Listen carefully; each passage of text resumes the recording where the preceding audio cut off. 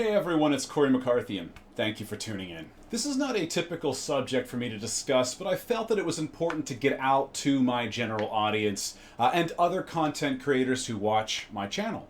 Because the more you know and shit. Some changes are coming to YouTube and it could negatively impact a lot of content creators and possibly your enjoyment of the platform. In fact, as of December 10th, my days on YouTube may be numbered, as will the days of many other YouTubers. The only exceptions may be the massive PewDiePies, Logan Pauls, etc. According to YouTube's updated terms of service, which will go into effect on December 10th, YouTube, and I quote, may terminate your access or your Google account's access to all or part of the service if YouTube believes, in its sole discretion, that provision of the service to you is no longer commercially viable. Keep in mind, YouTube has also stated that it is under no obligation to host or serve content. So to summarize, 1, YouTube is not obliged to host my content or anyone else's. 2, YouTube can remove anyone from their platform if they are or become non-commercial in their opinion, and their opinion only. And that boils down to what YouTube qualifies as commercially viable. It does not matter what you or I think. Look, ultimately YouTube is a business and is free to employ any sort of policies on their platform that they wish. Sink or swim. I am not making this video to complain, rather I am making it as a heads up. Mostly for those who enjoy and or benefit from the content that I create. I'm also making this video for other content creators who are in my boat, particularly the smaller channels and or channels that do not pull much in the way of ad revenue or aren't pulling in ad revenue in the same manner that they used to, either by virtue of complete or consistent demonetization and or just poor or dwindling views.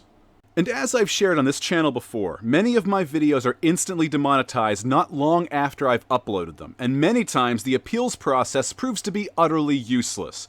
Many times my appeal is either denied despite evidence or indefinitely ignored. And the reason for the demonetization is not always made clear. For example, I've had one video demonetized that simply discussed my Christian journey.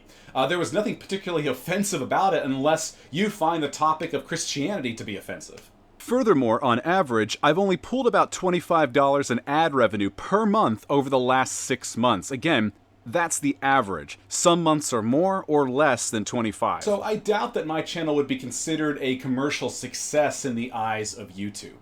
Especially when you consider, in comparison, that a channel like PewDiePie pulled $15 million in 2016 alone. So I may very well end up on the chopping block after December 10th. You may literally wake up one day, someday, even a year or so from now, and my channel may just be gone. And so may numerous other channels that you may also watch. Such as my friend Marcus, aka the Golden One, whose channel was completely demonetized by YouTube back in June of this year. Now, YouTube has informed the press that their terms of service are only being changed, and I quote, in order to make them easier to read and to ensure they're up to date. But in reality, the changes only seem to provide YouTube more power and leeway in their decision making. And if that wasn't trouble enough for content creators. In September, YouTube was fined a historic $170 million by the Federal Trade Commission over alleged violations of a children's privacy law. And in light of this fine, YouTube will be instituting a policy where all content creators must manually mark per video upload whether or not their content could possibly appeal to kids.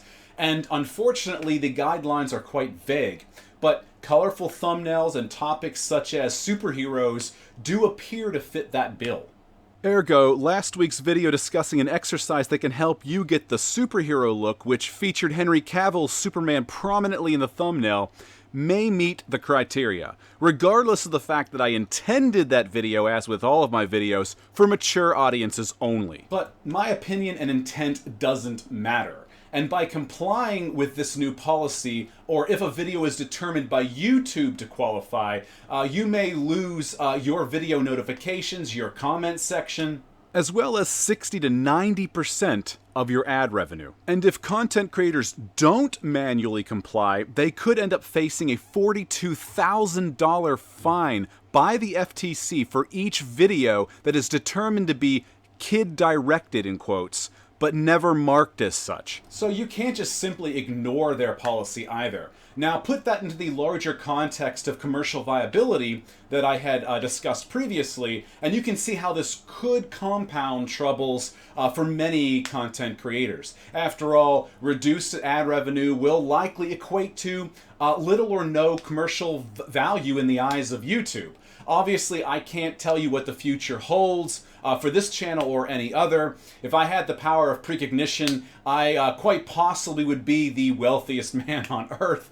Nonetheless, the waters do look very troubled, and the fun is just being continuously drained from the platform. Look, I've never considered YouTube to be a viable career path. I've always viewed this channel as a hobby, a labor of love, if you will. Though I won't deny that it is nice to receive a little something for my efforts, be that a bit of ad revenue, or your pledges on Patreon and Subscribestar, or your use of my affiliate links such as Amazon, which is down below, or when you purchase one of my ebooks. It's just nice to be appreciated. I started this channel because friends and family were, frankly, sick of hearing me talk about fitness and nutrition all the time, basically. It was suggested that I start a YouTube channel for that purpose instead.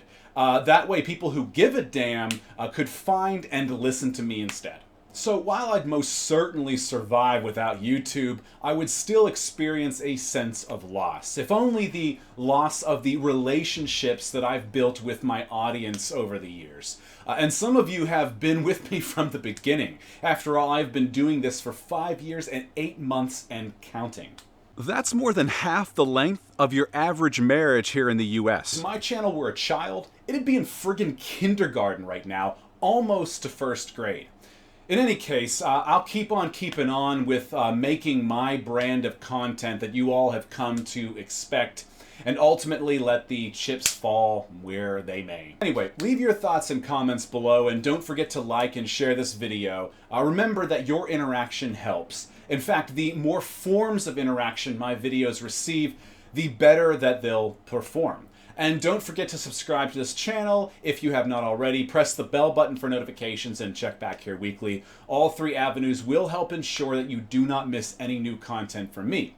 Furthermore, check out the video description for links to my products and services, as well as my affiliate links such as Amazon, and my Patreon and Subscribestar pages, and other ways that you can show your support to me and my channel. If you genuinely enjoy and get use from what I provide here, that support means a whole lot. And that includes picking up any one of my science-based training and nutrition ebooks that I offer, which can help you get results like those seen in my clients. And don't forget to check out my latest ebook, The Right to Bear Arms, which will attack your guns in a strategic and scientifically sound manner, with the potential to double their growth over the course of 12 weeks compared to a more conventional training approach, as supported by human research. That ebook, as well as the others, are all linked below in the description. Thank you all for your continued support, and I'll see you all in the next video. Take care.